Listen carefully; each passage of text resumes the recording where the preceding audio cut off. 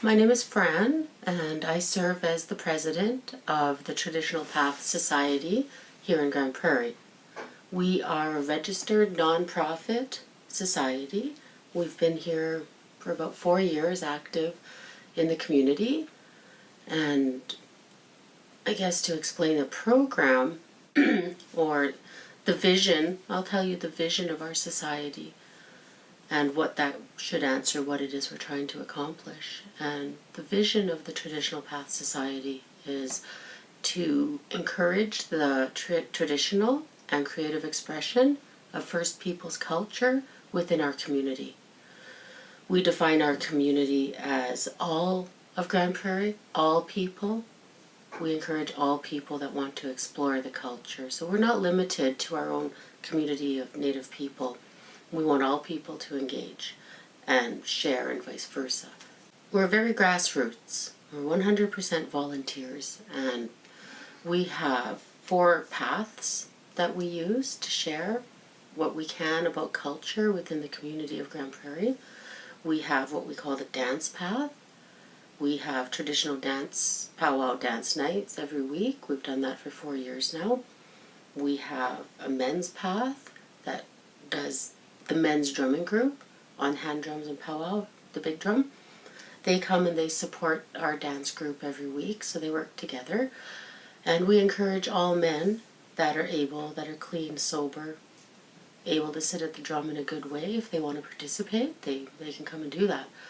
We also have the elders path, and we have the women's path. That's quite active. In the women's path, we do beading once a week. We have sharing circles, full moon ceremonies, cooking, baking, sewing. We just get together and do as much as we can together as women. It's really about building relationships, and it's kind of taken on a life of its own.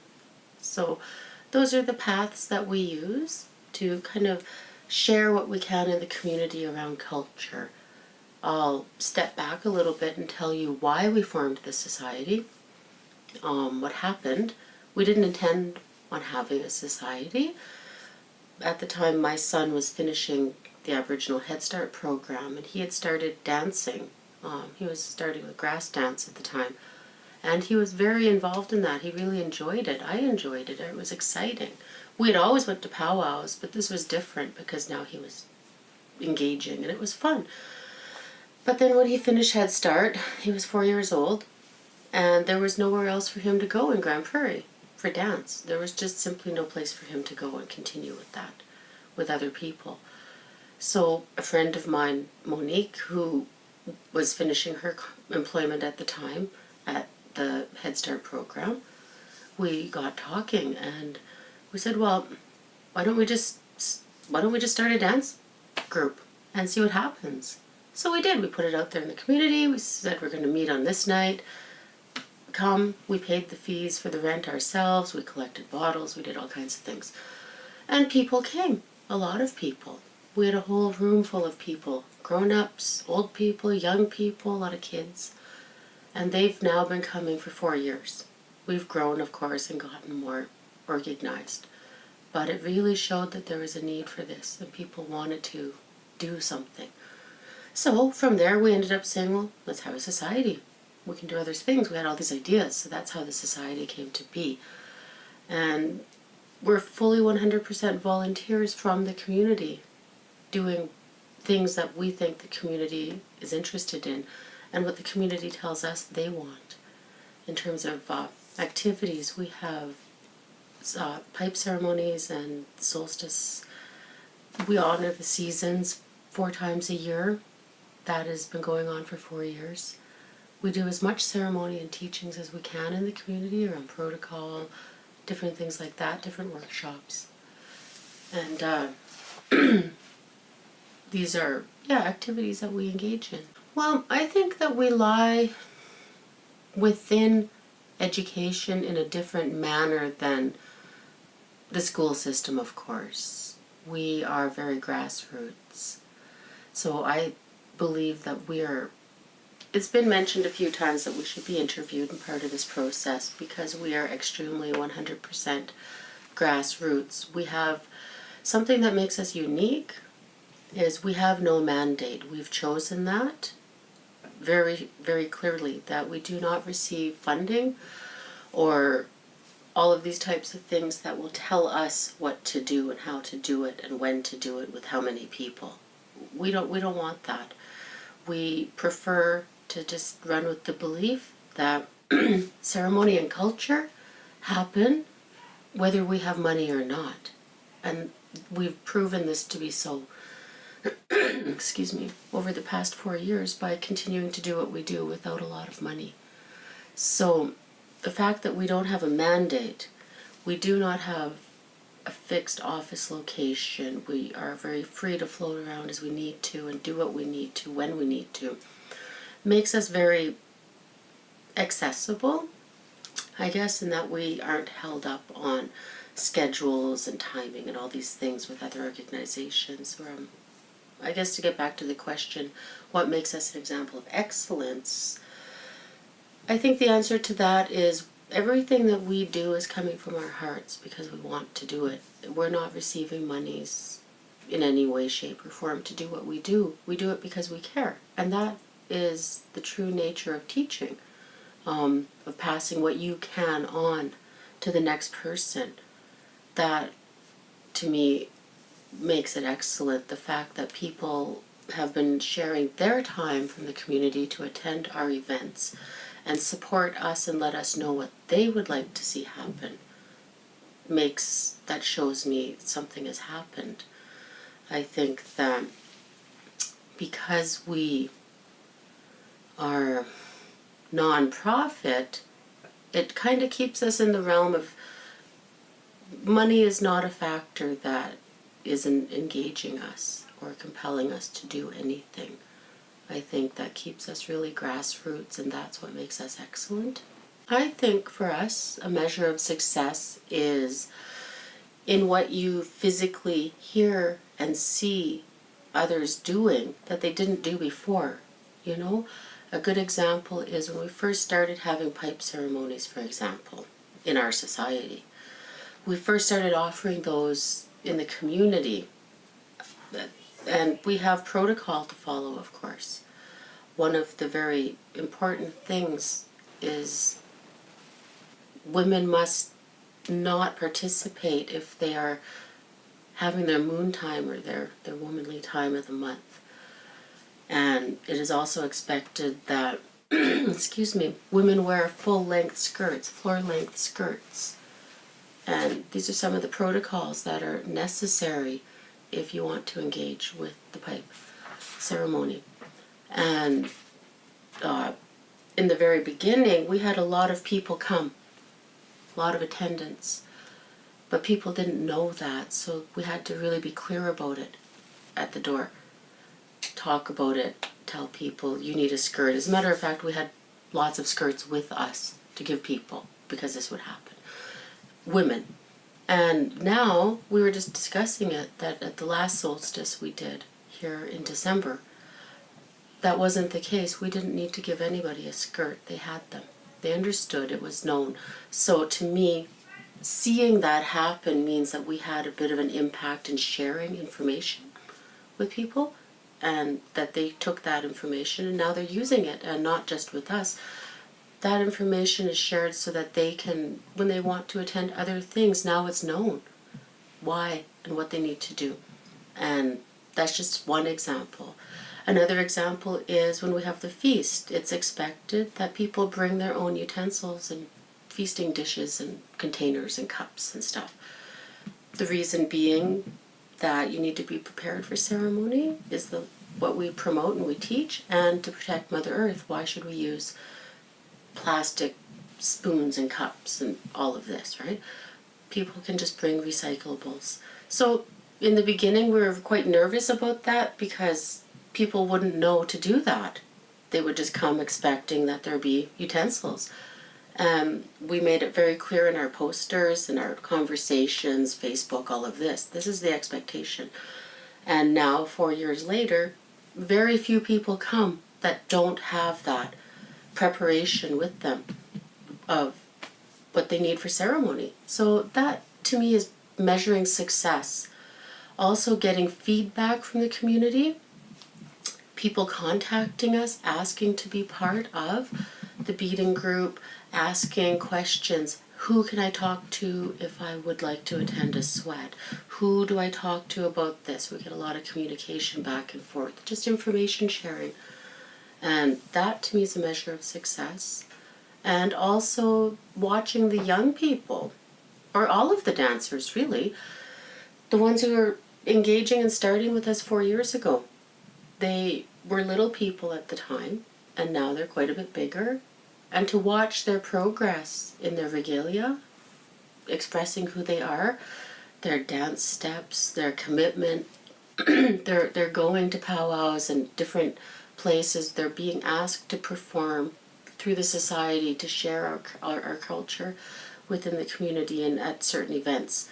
That to me is a measure of success, because we're creating places for people to shine, and that's what's really important.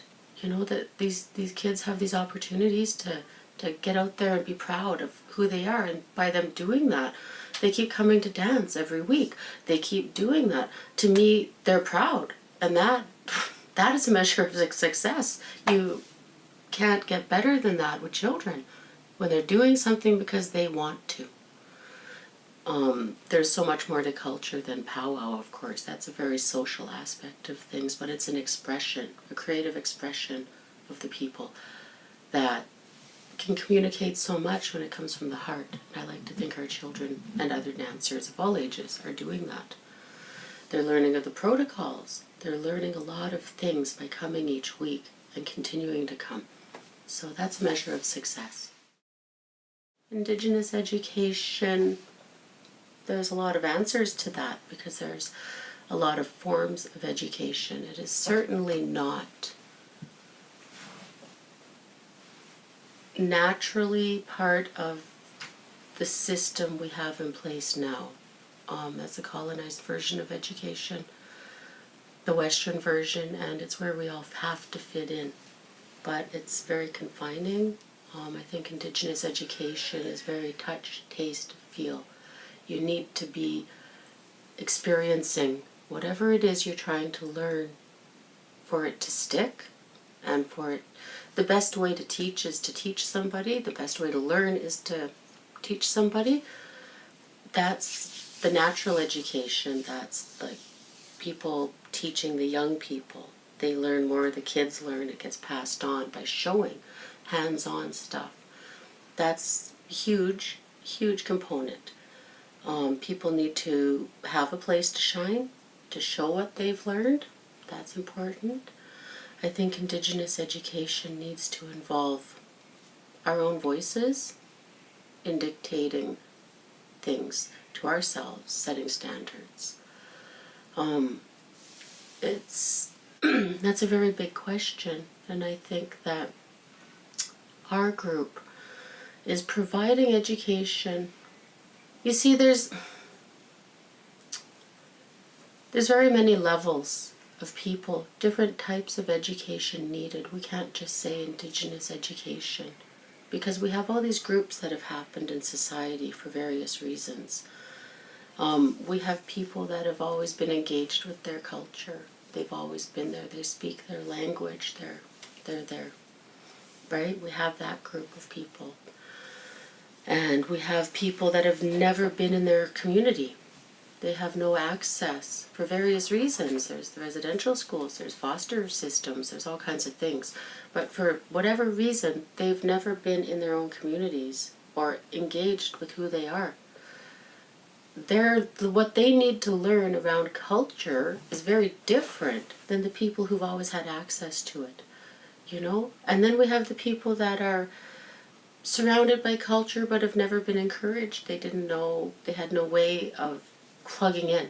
They've wanted to, they're shy, whatever the words may be. And I'm talking just about culture here. I'm not talking about the K-12 system or any of that business. I'm talking about Indigenous education, because that has to start with language and culture, in my opinion. There's this group of people that have no access, and they have a desire, they're curious, they know that they're Native, all kinds of things. However, they have no way of engaging in that. So there's all these levels or groups, and there's many more that I can't describe them all. But I think going back to the beginning here, a part of what the society does here in Grand Prairie is we try to provide a little bit of a portal to those people who don't know about protocol, who don't understand the very beginnings of things they need to know to engage in culture. We try to provide a very welcoming environment, non-judgmental. All people are welcome. All people. Because that's huge. If you want to learn something and you're shy and kind of, you don't have self-confidence, you're not going to go through a door somewhere that's real fancy and full of all kinds of people doing fancy things or very advanced things, and nobody welcomes you. We make a point. I think a part of Indigenous education has to be, you have to shake somebody's hand when they come in or acknowledge their presence. Let them know, I see you. Because that is really saying, I care. I care that you're here. It matters to me very much. And it makes that person, feel like, oh, I'll come back. That was a good experience. And they'll come back and learn a little bit more. Eventually those people are going to share what they can share with somebody. So that's important. And that's a big part of what we do. I also want to say that another reason I think a reason that the Traditional Path Society could be considered a best practice of, like the question in the beginning, is because the fact that we don't have a mandate, we don't have funding, we don't have anybody telling us what we can and can't do. We're just a very welcoming, open, social organization. And we are open to everybody. You do not have to be a part of a program to come in. You don't have to be a social assistance client. You don't have to be a youth. You don't have to be any of these demographics that a lot of programs get funding for. You don't have to be part of a program to come and hang out with us, right? In Grand Prairie, that's very much the case. We have a lot of programs, but people need to qualify to be there. You need to have a legal problem, or you need to have children that are in preschool, or you need to be a social service client or a student, or there's all these levels of these groups that can attend that programming. We're not like that at all. We are open to everybody, and we really, really fill a gap. We're very social, and anybody can come and hang out with us. So that's a big deal. And we've been told that by numerous people, that it's very welcoming. And it really helps build relationships and fellowships between people, because that's another big part of Indigenous education that you were just asking me about. Mm-hmm. Indigenous education, to me, is really, really based in relationships. And relationships are based in trust. Trust is, acknowledging that person, shaking their hand, letting people know you care, and doing what you say you're going to do. We do that as best we can, and not because we have money to do it, but because we said we would, and we will. So when you have trust, then you're able to take the next step together. If people are in your program because they have to be, they're not going to trust you. They're not going to say, yeah, I'm excited to come back next week. They're going to be like, oh, for God's sakes, mm-hmm. I want to get out of here. Their mind is going to be somewhere else. So I think those are some of the reasons that make us a best practice, in my opinion. My vision is we can create places for people to shine. Because when we do that, we find out a little more clearly by touch, taste, and feel who's a playwright, who's a writer, who's a dancer, who's a singer, who's an awesome speaker, who's a great cook, whatever the case may be. Only by providing places for people to do that and experience can we find those things out truly, but also by placing the spot, making places for people to shine. We're also creating role models. You know, that's a slow boil. It's not something that's just going to happen today, next week. But the people who keep coming back and they grow a little bit and they come back and they grow a little bit, get a little more confident, start doing things in the community on their own volition, they're becoming role models whether they know it or not, whether it's in their own home, with their own children, their own families, within their own school systems that they're picking their kids up at and this, or parent committees they may join.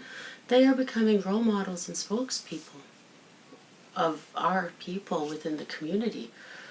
My vision is for that to expand tenfold, thousandfold, for more and more people to gain that confidence to speak up and say, this is who I am, to know who they are as an Aboriginal person, to have those basic foundations in place to go from, and to be able to share that with pride, and to create relationships within the community that foster further learning.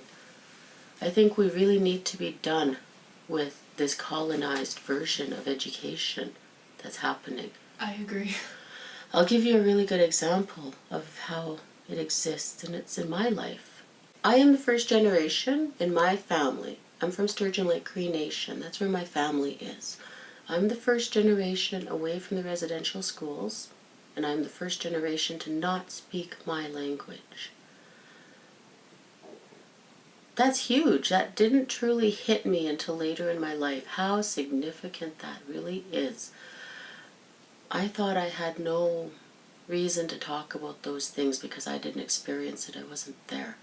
But now I see, through engaging, through the society, through the elders that we work with, through all kinds of things, how real that is in my life and the impact of that and on my children.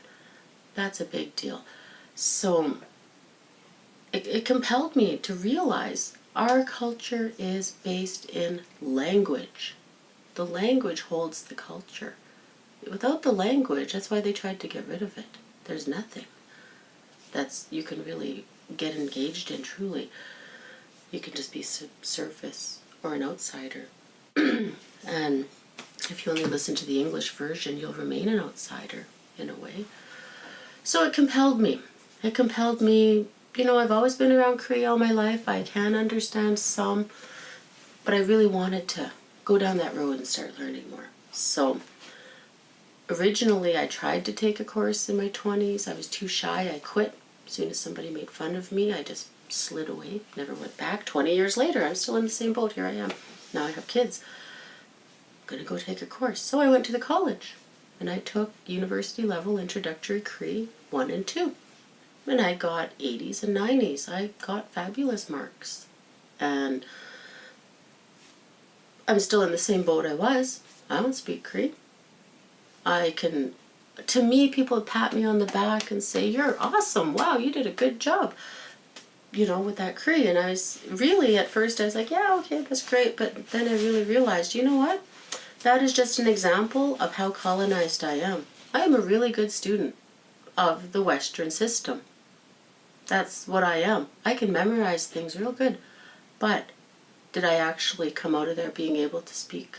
No. To listen? No.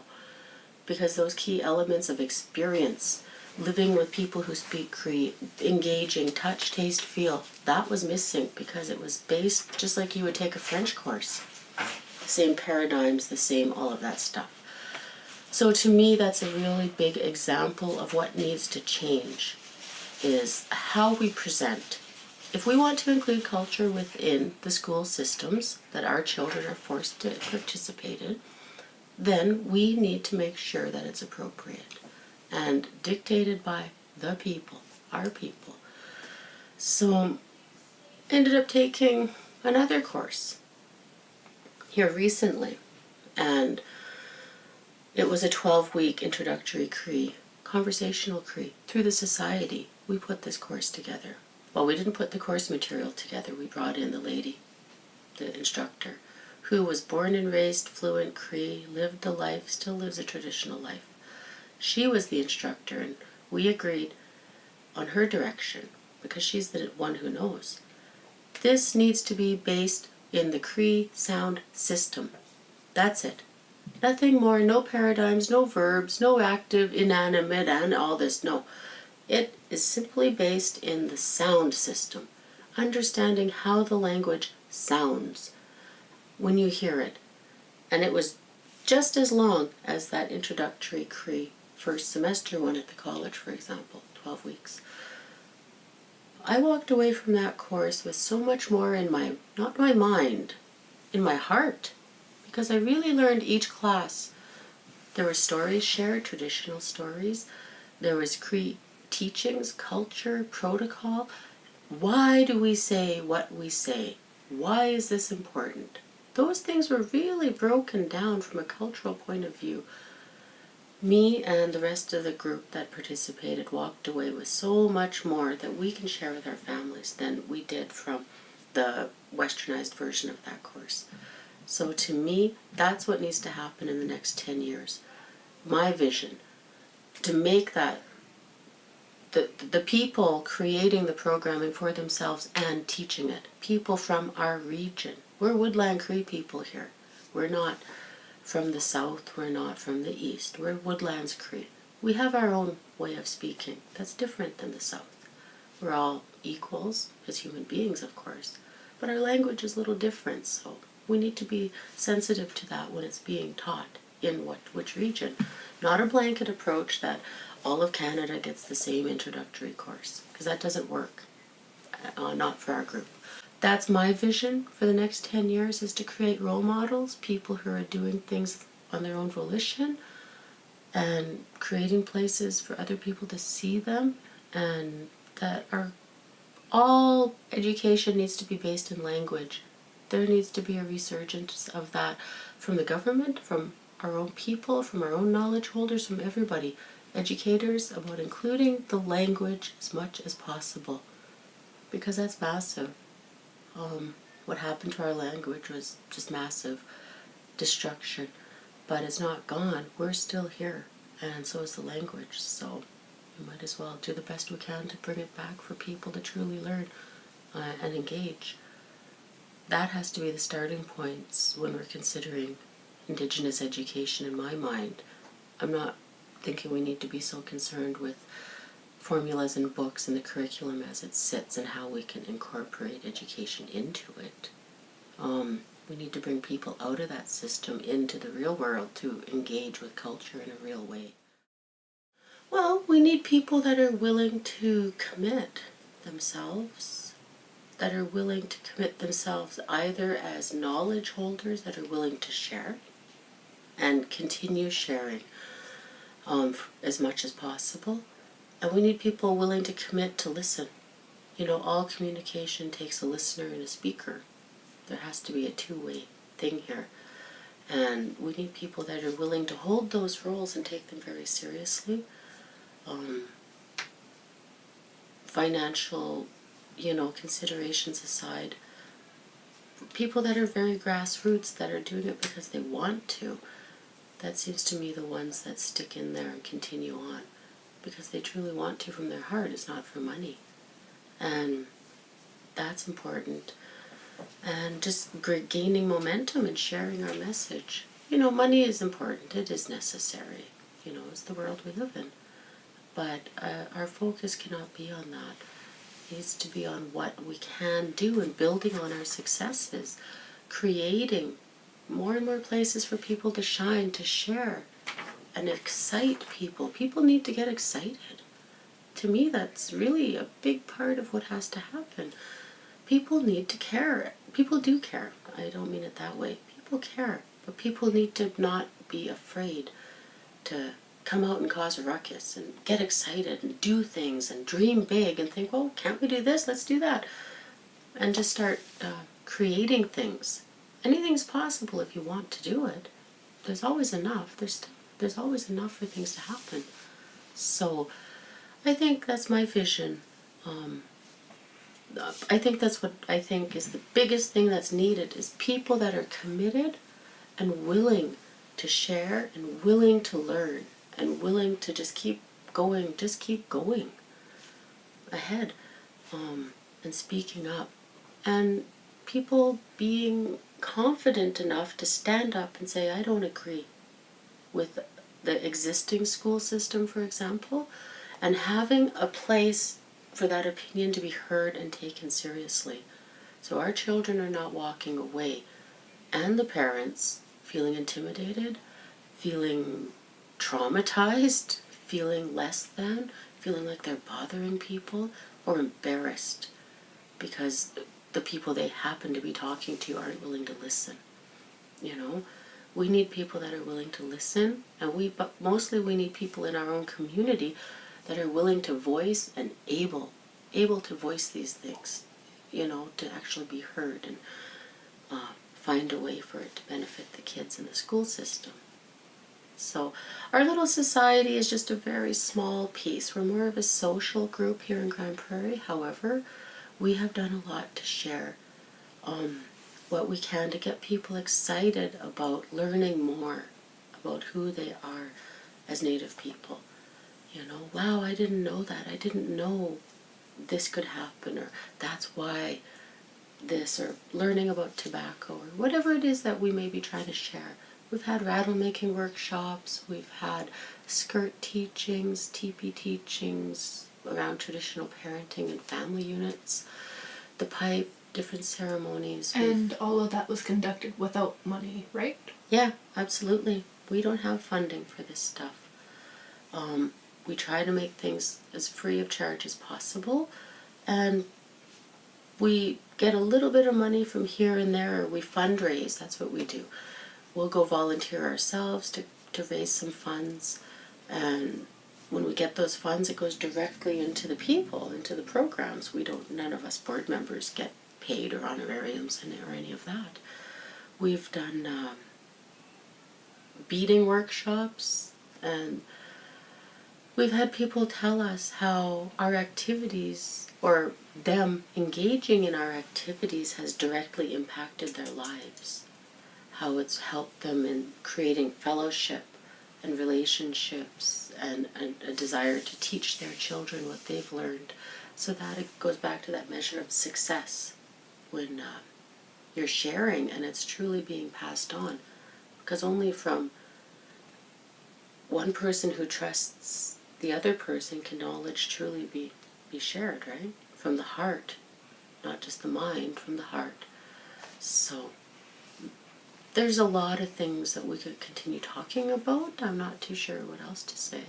I don't know if that answers all your questions. Yes, I think that answers all the questions, all 6 of them. Okay. Mm-hmm. So I think Indigenous education, people need to get out of the classroom and they need to come and engage in real activities, not simulated activities, not making bannock, not these type of things, because that's not traditional.